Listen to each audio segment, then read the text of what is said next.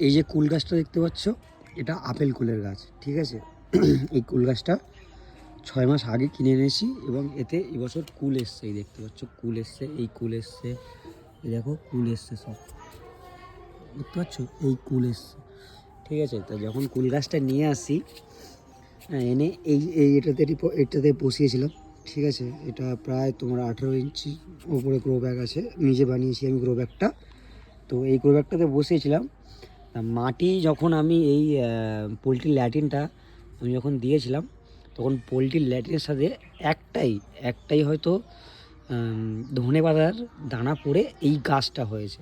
যেহেতু আমার কাছে কোনো ধনেপাতার দানা ছিল না, এটা অটোমেটিক্যালি হয়েছে, জানি না কোথা থেকে কী ভাগ্যে হয়েছে। তো আমি গাছটাকে আর করিনি।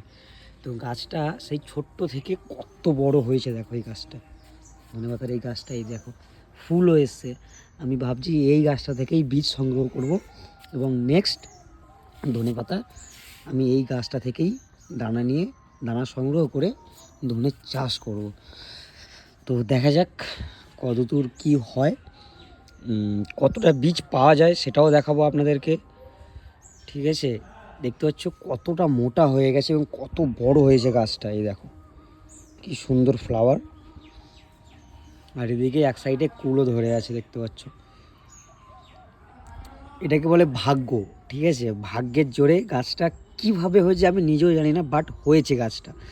এবং আমি গাছটাকে যত্ন সহকারে রেখেছিলাম, সার দিয়েছি প্রয়োজন মতো, জল দিয়েছি টাইম টু টাইম, সেই কারণে কত বড় ধরনের গাছ হয়েছে দেখো। আমি কাটিনি গাছটা, যার কারণে এর থেকে বীজ সংগ্রহ করবো বলে।